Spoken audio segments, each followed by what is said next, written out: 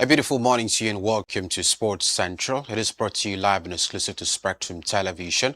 And I'm Mutabe David. A pretty delightful day to be back, especially after the day we saw Toby Amusen missing out on the chance of once again reclaiming the gold medal in the ongoing Commonwealth Games 2026, particularly the 100 meters hurdles event. Well, after that particular game, she came out to emphatically, highlight the struggles around injuries as it has to do with the build-up to the 100 meters event. But she was able to actually get a podium finish. She finished third in yesterday's race, and to a large extent, many would say it is also a very good, finish, particularly for a lady who won the previous gold medal in the Commonwealth Games, back-to-back, to be very precise. We'll also look at other Nigerian athletes who are doing pretty well in the ongoing Commonwealth Games. We'll take a look at exciting stories around the world of tennis. As regards football, the Women's Africa Cup of Nations is another predominant conversation.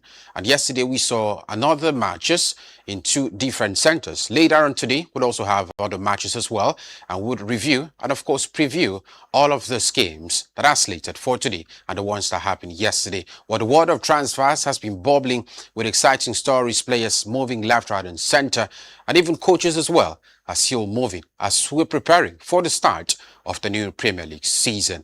Well, we'll talk about all of these stories on the show this morning. But before then, let's first of all take you through all of the biggest stories making lines in the world of sports. Don't forget, you can also join us every stretch of the way by going through our socials, which is spectrumlive.ng. Welcome once again.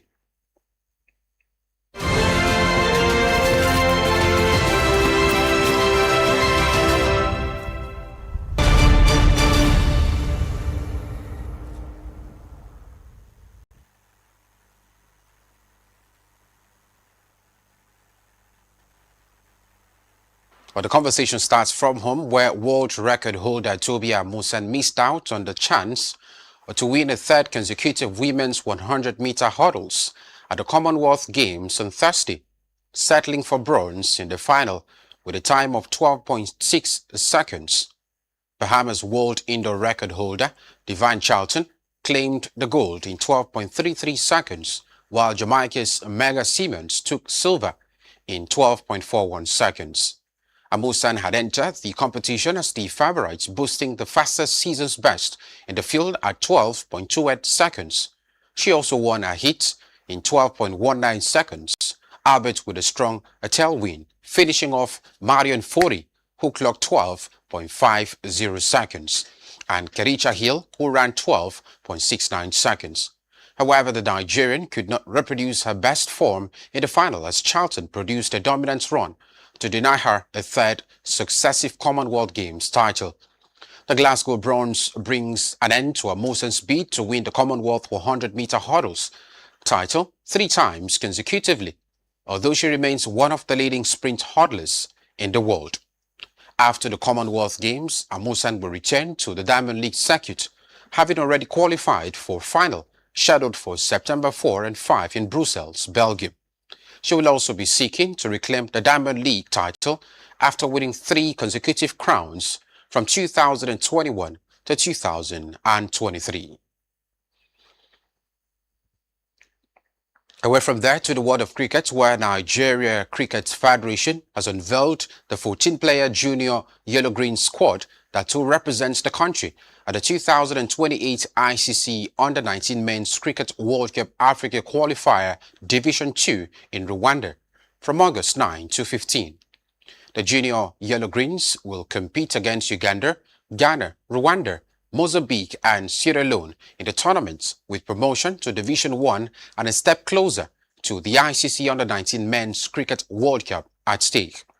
The squad, led by Raman Ali, is the product of an intensive multi-phase selection process in Abuja and Lagos, with coaches assessing players based on their technical ability, discipline, attitude and capacity to perform under increasing levels of competition.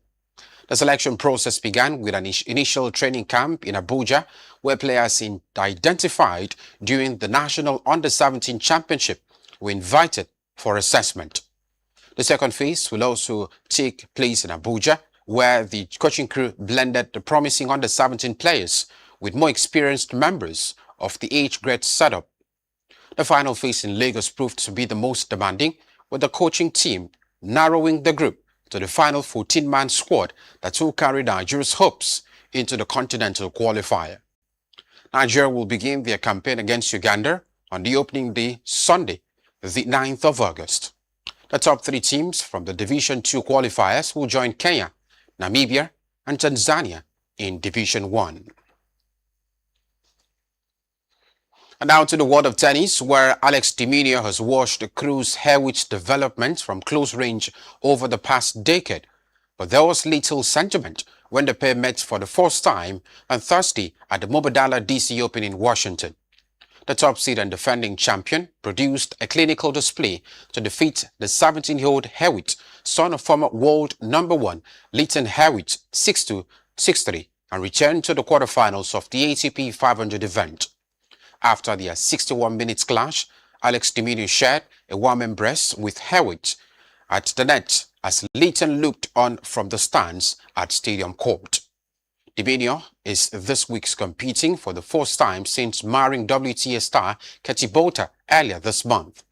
The world number 6 and two-time ATP finals competitor will next face American Brandon Nakashima, who earlier upset 7th seed Jakub Mensik 7-6, 3-6, 6-4 to reach the second consecutive Washington quarterfinals.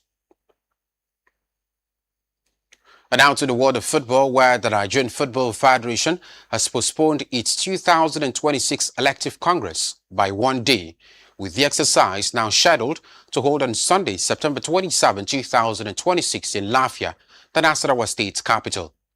The Congress, originally fixed for Saturday, September 26, will elect members of the NFF Executive Committee, who will oversee the affairs of the Federation for the next 4 years. The decision was approved during an extraordinary General Assembly held virtually on Wednesday after the NFF Executive Committee proposed a change in date. NFF President Alhaji Ibrahim Musa Gusau said the adjustment became necessary following the scheduling of the Super Eagles opening qualifier for the 2027 Africa Cup of Nations against Madagascar. According to Gusau, after consultations with the Confederation of African Football, the match was confirmed for Friday, September 25, 2026. He explained that several candidates contesting for the NFF elections are expected to be involved in the national team's assignment, making it impractical for them to travel to Lafia in time for the Congress the following day. Still talking football, Senabu Mbengwe scored the decisive first-half goal as Senegal defeated Kenya 1-0 in their CAF Women's Africa Cup of Nations in Morocco 2026. Group A clash, it happened yesterday, boosting their hopes of reaching the quarterfinals. The victory marked an impressive response from Senegal following their defeat to Algeria and lifts qualification for the knockout stage firmly within their control. Kenya, meanwhile, suffered a second successive defeat and must now rely on the final round of group matches to keep their qualification hopes alive. In Casablanca, Ngamanga scored twice as Cameroon secured a hard-fought 2-1 victory over Mali in an entertaining Group D contest. The indomitable Lionesses extended their impressive record against Mali to 4 wins and 1 draw in their last 5 meetings, while collecting a crucial 3 points in the race for a place in the knockout stages. The victory strengthens Cameroon's bid for a place in the quarterfinals ahead of Sunday's Group D showdown against Ghana. Mali will look to revive their campaign when they face Cape Verde in their next outing.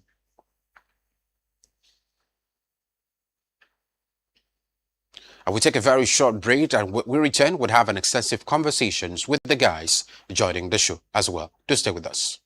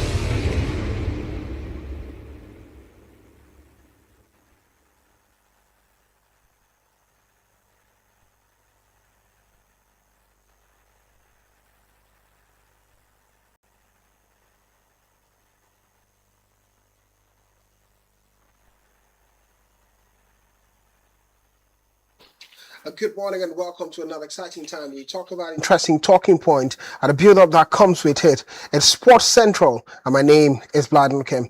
On Sports Central this morning, we'll look at key talking point around the world of football, the Nations Cup taking center stage, and building conversation even further and getting so exciting. We've seen the games at second place prior to now, and the numbers stack in favor of some teams and stack against some teams. It's basically what a conversation will be all about.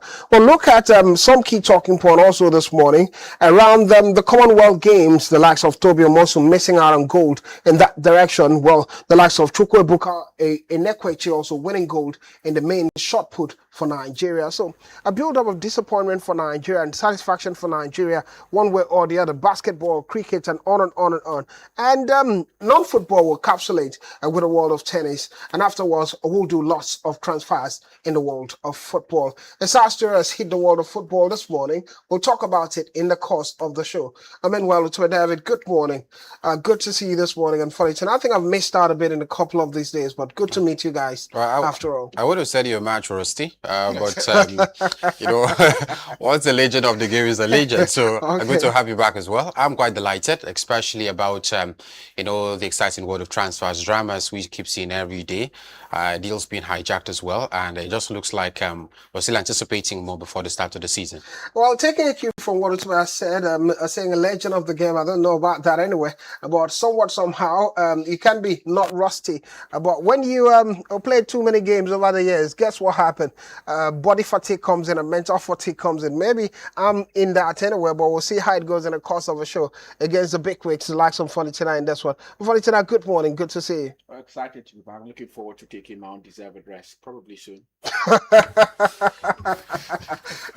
No rest for the weekend anyway. Let's get to talk about a talking point. Quite a sad story. A man that's rested but is not a weekend in this one would be the legendary Italian defender Franco Baresi, passing away at 66 years old. Quite concerning. We're going to see the picture of the man. A quite story of spanning a 20-year professional career with AC Milan, making over 700 appearances for AC Milan, won 6 Serie A titles and 3 European Cups, Champions League with the Rossoneri. Quite sad. Talking about this one, Franco Baresi, the legendary AC Milan captain and Italy sweeper, widely regarded as one of the greatest defenders in football history, has passed away at the age of 66. A quite sad story, but we move away from it and go to the Commonwealth Games. At the Commonwealth Games, Toby Omosun misses gold and claims a bronze. Omosun has revealed injury struggle behind Commonwealth podium finish. Well, Toby David, one of those faithfuls you thought probably will give Nigeria gold at the Commonwealth Games, especially when you look at the sprinting event, but it's not happened. Toby Omosun finishing third on the podium. Well, I must say, of course, quality is never in doubt, but a little bit disappointed about the very fact that, a player, an athlete who's won back-to-back gold in the last edition of the Commonwealth Games, so, couldn't do that this time around. But after that particular race, she came out to say yes. During the warm-up, during the, trying to, train for, the finals, I had injury, and it has also affected my knee as well. So I quite understand, the burden, especially when you have an injury prior to a particular consequential battle. It gets to affect your momentum, gets to affect your form. And I think that's where she is at the moment. I'm even more delighted about the fact that even with all of that, she was still able to, make a podium finish, finishing third in that race. That shows you, the quality of Toby Omosun at the moment. I think we should actually, look out for, trying to get more gold medals. So even, silver as well in all that, categories of sports. Nigeria still left with 2 play. I think at the moment, Toby Omosun still holding her head up high. We're still talking about another competition after the Commonwealth Games. So she's got a really high stick, especially when you want to talk about international athletes in the 100-meter event. And I think at the moment, I'm not really disappointed about the current situation of Toby Omosun being able to finish third in this race despite injury worries. A big win for her, I must say. A big win for Toby Omosun. So David talking about it in this one. And quickly, if you look at the race, detail and the result, it was gold medal won by Daphne Charlton of the Bahamas in 12.33 seconds. And similarly, silver medal claimed by Megan Simmons, Tapper of Jamaica in 12.41 seconds. And those within that Jamaica region are doing quite well in these particular races. And bronze medal, Toby Omosun of Nigeria Nigeria with a time of 12.6 seconds is that story in that regard. Similarly, as you at the Commonwealth game, Chukwuebuka Nekwechi has become the first Nigerian to win a gold medal in the men's shot put event at the Commonwealth Games. 33 years of age is that story. He threw 21.07 meters in the final of the event at the Scotstoun Stadium in Glasgow, Scotland. And this happened on Thursday. From 42 and a gold medal for Nigeria, a first of its kind in the put event. Well, particularly, I'm excited for Ebuka because I think he's done quite well for Nigeria. We've been talking about the NCAA, the collegiate system for a long time for him, but now I think this is the biggest he's ever done for himself, and he's just coming off the NCAA level. I'm so excited. It now makes me excited about other Nigerians who are still in the collegiate system, like Favor, Ashe, Kayishola, Ajayi, and all of them. I just feel like in 5 years from now, we'll be talking about gold medals at the Olympics because this man now, I look at the field where the contestant he was able to defeat the likes of Tom Walsh. Tom Walsh is a multiple Olympic medalist. He's won gold before he's won silver. The New Zealander. Exactly.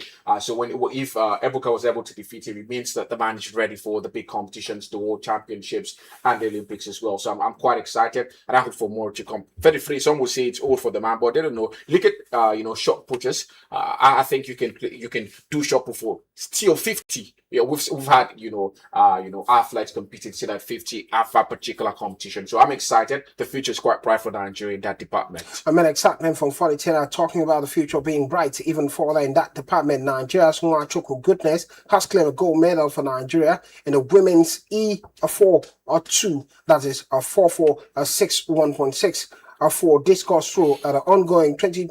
The picture that comes with it is the performance that comes even further because you're asking similar questions now. Goodness Nwachukwu breaking Commonwealth record to claim gold for Nigeria. Well, to David, further gold in this one. It things like the throw game making sense for them. Shot put, discus also quite interesting. Goodness Nwachukwu breaking records at Commonwealth game. I think we may likely see up to 10, maybe a little bit lesser than 10 gold medals because as of yesterday, it was a 5.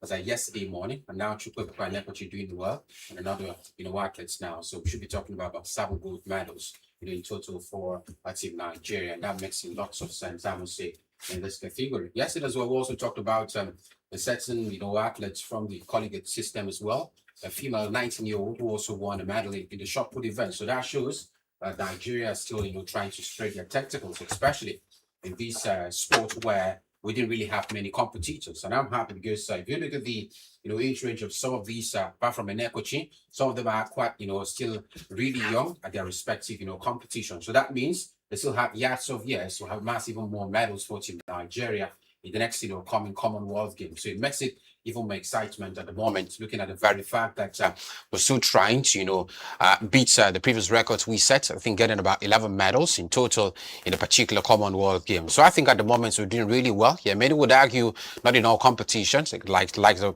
world of wrestling, we didn't do quite well. But when you look at weightlifting, you look at shot puts, you look at of course even 200 meters event and the rest of them, we're doing really well. And I think it can only get better and even more better than what we're seeing at the moment. They can only get better, even more better, according to Twitter David, than what we're seeing at the moment. They go to historical antecedents how Nigeria's done well at the Commonwealth Game. The peak performance, I think, it came at Victoria 1994 with 11 gold medals, 13 silver in that regard, and 13 bronze.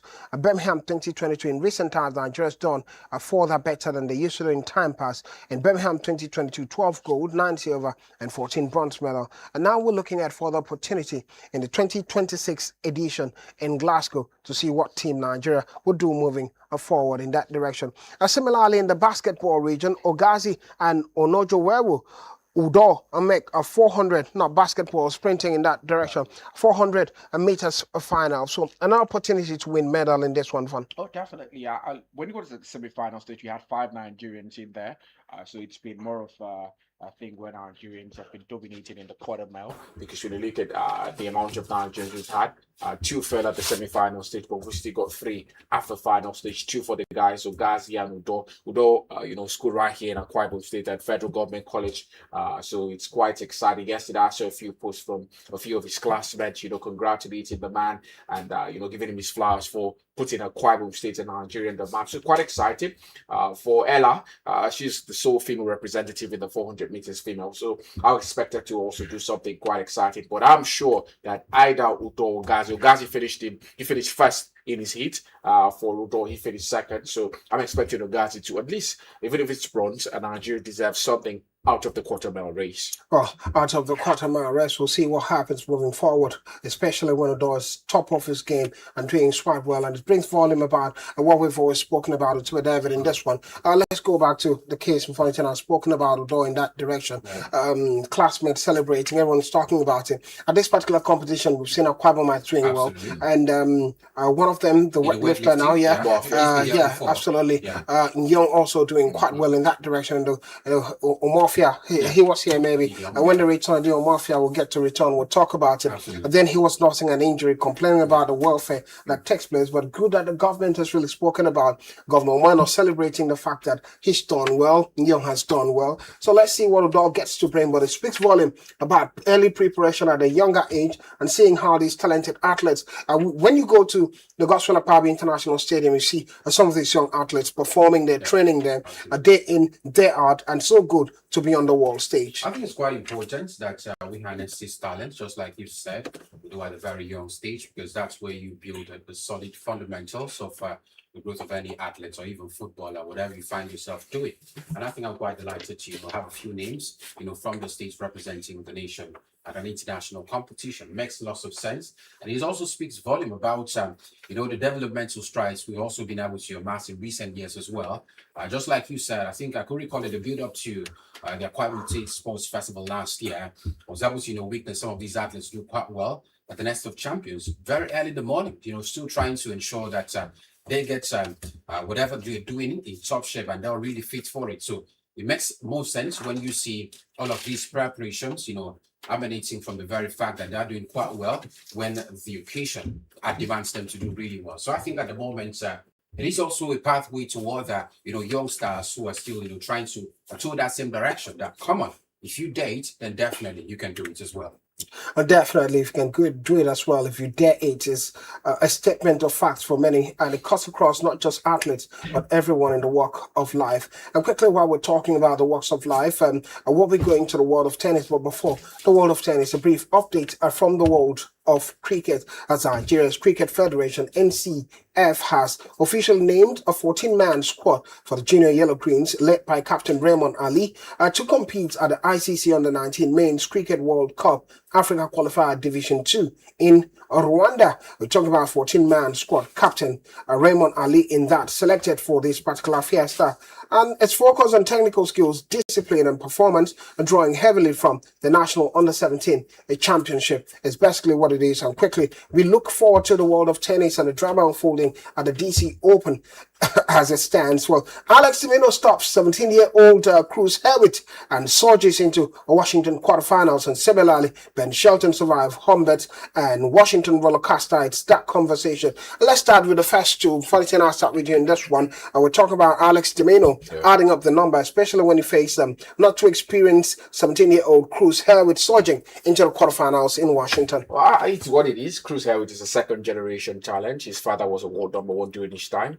And his father was coaching. I think he's made the family proud. When you look at what he's been able to achieve for himself, reaching this level of the it could be a beginning of many things to come. At 17 years of age. I even wonder how he was able to qualify for this event if he passed to the qualifying stage, because he's ranked out at the top 100 in the world. So it is what it is. I'm just expecting to have more. Not the biggest of competitions. So there's been calls, for there've been questions rather for how he qualified, because he's outside. I think outside the top 200 in the world, maybe something like that, because people are saying he was just pushed in there because his father was a former world #1. His father dominated during his time. But I think he's been able to shut some critiques up with the performance. Reaching this stage of the competition is no mean feat for a 17-year-old. So I have to say congratulations. If you question the fact that he qualified, and people are saying, he was pushed in.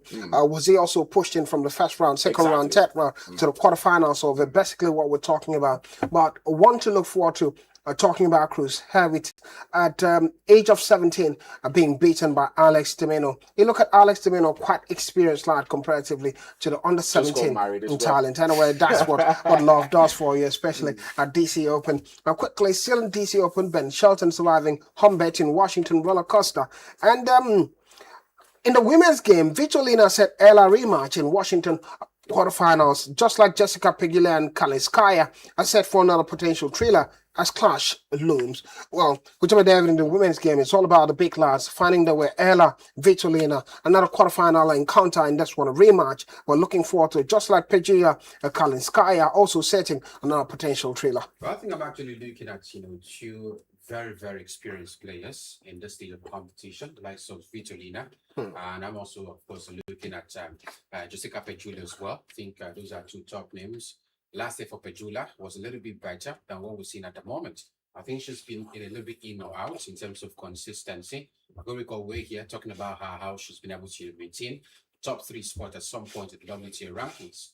But at the moment, it looks like she's a little bit slow in terms of trying to, amass those numbers, on a consistent basis. So when I look at the Washington Open, I look at the level of, players that are actually participating right here. Vitolina and Pegula are actually top-seeded names, especially in the WTA category. I think at some point we had Naomi Osaka as well, so I can also put her in that picture. But I think at the moment it becomes even more exciting because it paves way for players that haven't really been able to amass more titles this year to get those titles in the bag. And I'm looking forward to what Vitolina and the likes of Pegula will be able to do. I think either of those two could potentially win the Washington Open. Well, we've gone past the Ben Shelton conversation as Ben Shelton survived Humbert, and now we're talking about Vitolina and the rest of in the women's game. So, Control, you have to catch up as fast as possible. Well, quickly, the games we have today could stand tall in this one. It would be Alex Dimino against Nakashima. Top battle, we must say, at the DC Open, and the likes of Joda against Lorenzo Musetti in this one. Lorenzo Musetti seeded, 4th seeded. Alex Dimino, the first seeded in this competition, and we're talking about Taylor Fritz against Michelson. Big games we'll talk about. In the women's game, the game we're looking forward to today would be the one we've already talked about. Vitolina has beaten Kudermetova in this one, 7-6, 6-4 happened to them. We're talking about Schneider against Potapova. Schneider getting a victory, 6-1, 6-2, a victory over Potapova. Also, Jessica Pegula against Kaliskaya, as we spoke about, a top-seeded player, Jessica Pegula in this one against Kalinskaya, who's a 5th seeded. And Naomi Osaka takes on Casareto, and the quarterfinal game also would be Nada against Samsonova and Ella against Vito Alina. We'll get to see how it pans out, who makes it to the semifinals, especially in the women's schedule, because the schedule for women, quite a thriller for me. Some big names in there: Jessica Pegula, Vitolina, Naomi Osaka, and Samsonova, also a top name in that regard, despite being outside the seeded players because she's not been around for a while. But it's basically what a conversation is all about. And now we'll go on a quick break. When we're back, it will be football stories all around the world. We'll X-ray the Nations Cup. What's really happening at the Women's Nations Cup? Remember, Team Nigeria was beaten in the first game against Malawi, surprisingly, as defending champion. We'll get to see how they recover, and what we'll talk about other games that's taking place, Morocco getting the victory, and on and on and on, and the world of transfers. Don't go anywhere. We'll be right back.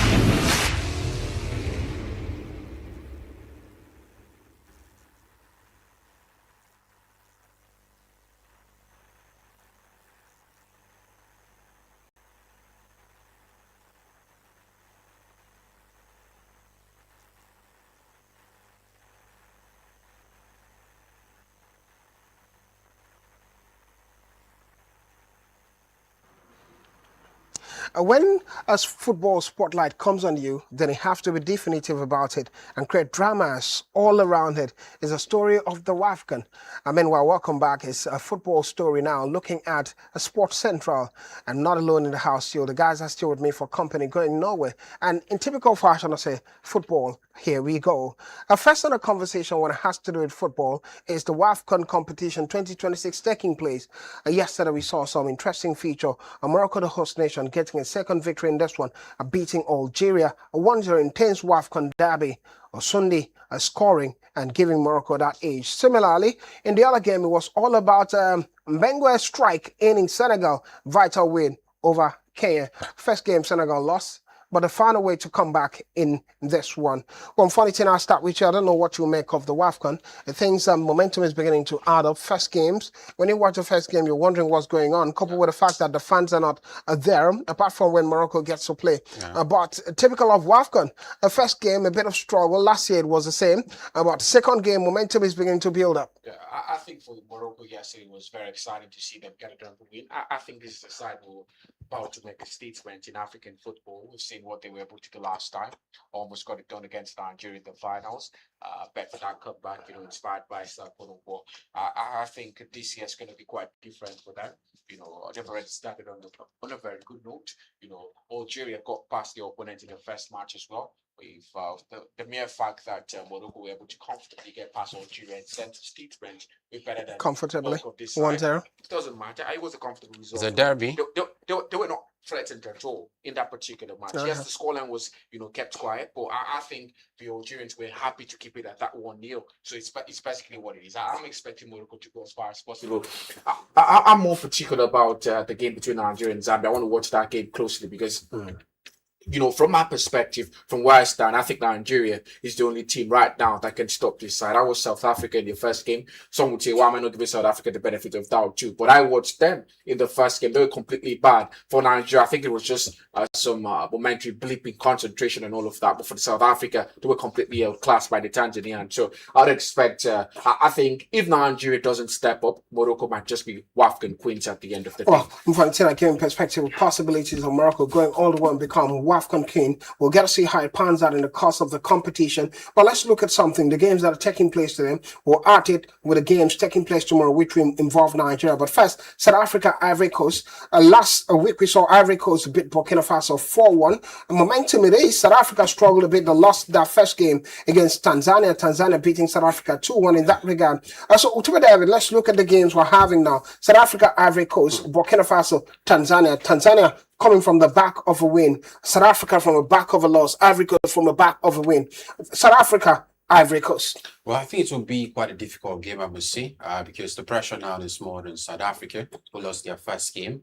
And looking at, their Ivorian counterparts, sitting on a very good slate at the moment, good momentum, getting their first win in the first, game of the tournament for themselves. So I think the more pressure, bounce to you, and you're not able to, of course, answer those question marks, tend to, slow you down a little bit, and maybe your momentum could also, change. Your mentality can change as well. So I'm looking at the South African side, the Bayana, former champion of the WAFCON. So it is actually expected that they do not finish at this group stage level. At least, go through to the quarterfinals, or even, of course, the semi-finals is where you should be seeing South Africa alongside the likes of, Morocco and maybe Zambia and the Super Falcons of Nigeria. So I'm actually looking at, the South African side bouncing back from that first defeat and ensuring they get 3 points. Because anything short of a win right here will put their qualification under a balance. We'll put their qualification on the balance. Quickly now, let's talk about the games we're anticipating tomorrow. Also, in that regard, Egypt, Malawi, same group with Nigeria. Egypt suffered the first loss. Malawi got a victory in the first game against Nigeria, 3-2 victory. And Nigeria, Zambia. Zambia has been leaders of the group now. The first game, they walloped Egypt. And many would wonder what gets to happen against the Super Falcon side that are slow and not very steady. Right now, I think it's all about the Super Falcons trying to redeem themselves. I remember after that first game, a few corners, called for, them to, get up, just step up the gas a little bit, because what we saw against Malawi. They called for the head of the coach, basically. Lots of people say. I've not really seen a lot of that. I've not really seen a lot of that. The coach did nothing for me. A lot of people, now you see what David's talking about it, and lots of people online. No, he said he did nothing bad. He did nothing bad. Okay, that's what he's saying. But lots of people, right from after winning the WAFCON last year, many people thought it was a stroke of luck for the coach. Yeah. The coach wasn't very good, and now they call him the Ballon d'Or coach because he was nominated as part of the best coaches in the world in women's game. But so far, first game, many would say it was complacency.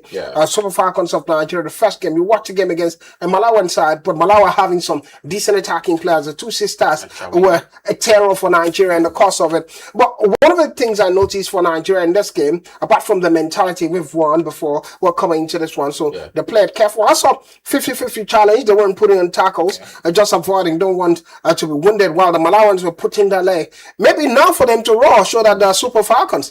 Falcons don't roar anyway. But here's one area I want you to talk about. When I watched the first game, what I noticed was that there were no fullbacks for Nigeria in that game. Oladipo was a central defender, played at the right wing. Michel Olozie on the left fullback, and they were mesmerized. First of all, I would have to say this. I think we've not really been fair to these girls. So remember at the start, before the start of the WAF, when we're talking about the lack of preparations, and even you yourself, you said it doesn't matter. But they had some friendly matches. They had friendly matches. They had none. From last year, they just had one before the start against Tanzania. They had only 3 friendly matches outside the 7 international friendlies. So I think we should be fair. Playing for that. I think we should be fair. So they've been playing for that. We cannot play the Super Falcons without blaming the NFF as well. I want to talk about something, because it looks like we overlook the very fact that the Super Falcons have been here before. If you look at the South African side, look at the likes of Morocco. They played 7 friendly matches from last year to now. South Africa even played. South Africa still lost. As a matter of fact, South Africa still lost. Doesn't matter or not. It matters. Talking about the preparation. It matters for the South Africans. It doesn't matter for you as a Nigerian. For the Super Eagles, if they lose against Zambia, because Zambia is a more experienced side. Barbara Banda scored 4 goals in the first game of this tournament. So a more crucial and compact side than the Malawians we faced in the first game. So before we move away from this, sorry for interrupting your thought, but something caught up with me. We've not really looked at the South African side. Unfortunately, I come to you because you mentioned that when you look at this South African team, despite all the preparation, it's easy to say Super Falcons team prepared so well, played one game, but I remember how they played against Algeria in the course of it. We're close to the tournament. They played one game. They played against England sometime last year as well. So now let's talk about South Africa. South Africa, they've prepared coming into this competition, but still not playing well, being beaten by Tanzania, just like Malawi defeated Nigeria. What's wrong with South Africa? A new look South Africa. New coach. Well. We had 2 retirements at the end of the last WAFCON for them as well. 2 key players of the squad. So I think it's a new squad, and they're getting used to themselves. So maybe they'll kick off later, but it doesn't matter. For me, I'm not really concerned about them. I'm concerned about the Super Falcons of Nigeria. I said something. We shouldn't even be comparing with the South Africans. We're talking about the most successful side in the history of the We're not doing comparison. He's a top side. South Africa got to semi-finals against Nigeria. Retired officially. He couldn't take part in the last edition due to injuries. Right, it's part of the game. Of course, the coach who's also been there. Just like a Nomebi retired for Nigeria before the last Nations Cup, and they went on to win it. The coach who's been there for a long time. I see Sarah Shola isn't playing any longer. She's now on the bench. She should go retire anytime. When you're tired, you're tired. You retire. But here's the point. Have really stepped down the gas in comparing us with South Africa, who are just one-time winners. Hold on to it. Hold on to it. We shouldn't be doing this. South Africa are powerhouse in Africa. The most successful team. We know when women were not losing playing against football. Malawi. When women were not playing football. Women are playing football now. Of course. Women are playing football now, and they're struggling. But here's the point. Here's the point in all of this. What do you think is the biggest challenge for the Super Falcons now, and what needs to be done? Preparation. It's basically what it is. What kind of preparation? We are in the tournament now. Better than that. We are in the tournament now. What kind of preparation are you talking about? On radio, I think that was yesterday or the day before yesterday. We talked about the fact that 10 years ago, we are having our Nigerian teams dominate at CAF level. In the 2003, 2004, I think. perhaps. So when you look at it that way, what happened? What changed? It's the same thing that's happening now. We are allowing other countries to catch up to us, and it's basically not making sense because you're resting on your oars. You've done it before. You have your flowers and all that. In what way are we allowing? Because not except doing you the want to right talk about, things. except you want to talk about your Where is our talent. league It's no system? longer Because priority. Exactly.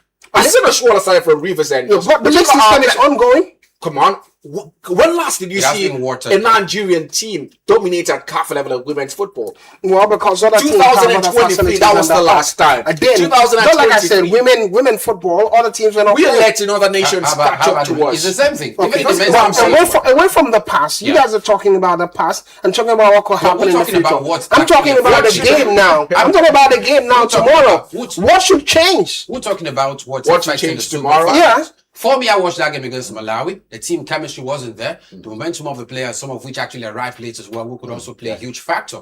How many games did they play? Just play a friendly match against a not too top team before the start of the tournament. It's not enough for me. Because for me, it was all about approach. I saw the game 50-50. They're not putting their legs in there. Everyone is doing no dirty. They don't want to be scammed. They don't want to get injured. Now they have to get injured. Or they didn't get into match mode then. Probably because So of lack of probably let's see what they get to do moving forward. What's set to bounce? Sadly, we can talk about everything. Flying Eagles trash Togo 3-0 to reach WAFU beyond the 20 semi-finals. And in the world of transfers, defender Stones joined Inter Milan on free transfer. And Real Madrid signed forward Carlos SP from Levante. This one, I don't know how good the player is. I heard Moreno wanted the player. Yeah, he was the best, La Liga player at the age of 23. Best under 23, player scoring 11 goals for Levante last season. So you could actually see one of the best in his category. Bournemouth, on the other hand, agreed £26 million fee for Benfica defender Silva, Angelo Silva in that, and Arsenal are closing on a deal for Newcastle Bruno Guimaraes. Well, funny thing, before we close, just a word on this. Jamie Carragher says Liverpool should replace Mo Salah first before anything. But I think Bradley Barcola would do that. He can No. play on the left, he can play on the right. I do not think so. That's not typical of Mo Salah's replacement. I think for the first time, I'm actually agreeing with Jimmy Carragher. They've got exciting talent on that left wing. Cody Gakpo. If you agree with Jim Carragher, who's still replace Mo Salah then? I'm looking At at the all current market, looking at the options. question- Cody Gakpo. I'm saying Barcola is the best Bonus is option there. we've seen. He's saying it's not. Boha Many is people there. sharing the same sentiment. Huh? Probably How many there's times no on the right? direct. On the Probably right there's no direct replacement No for Salah. direct at all. Exactly. This is No the best they direct. can do. That's I what I'm do not saying. think Bakola is the best option. They can do right now in the I do current not market. think so. Another name. They should look for whatsoever they it should is look for a in traditional I look right at winger. You can't get in that window where you don't have you can't someone. be I'm the best talking player. about what Mo Salah was seasons. able to do. Mo Salah was not just about goals. He was about goals and assists. So is Bakola that man on the right wing? Yeah, he's a player who gives you goals, gives you assists. Maybe you'll press from the left wing instead of the I right haven't wing. seen him on the right. We I have haven't to seen him on bounce, the guys. right wing. Not very good on the right. I've not Everyone seen him knows on the that. right. The Champions It's the last season before Victor Kvaratskhelia talking about like the last season? That was his best season for Paris Saint-Germain. On the He right had wing. 21 goals, 22 assists. And that was basically his first season we saw him. I think I'm agreeing with Jamie Carragher. Yeah. I'm saying he can do this. Okay, but a big shoe, Mo Salah, to do the job. We have to bounce now as Joe Gomez, to me, start of Premier League season, and Manchester City eye body as potential Rodri replacement. Paris Saint-Germain are closing in on deal for Liverpool targets. A closure in this one. Well, we have to bounce. Thank you guys for sharing your thoughts on all of this. We can only wish the Super Falcons the best of fortunes moving to the next match. Well, we look forward to the next game tomorrow. Well, the guys answer not sounding confident about it, but it's basically what it is. We can only hope and cross our fingers. So Falcons against a top side like Zambia. Remember the last time the Super Falcons beat Zambia out of the competition, about 5-0 it was. And the Zambians since then have not recovered. They've been preparing for them since last year. We've got to see what happens. A repeat of what happened or a shamble for the Super Falcons. We have to bounce. Thank you for being a part of it. Bye-bye. My name is Vlad Nukem. Ciao, ciao.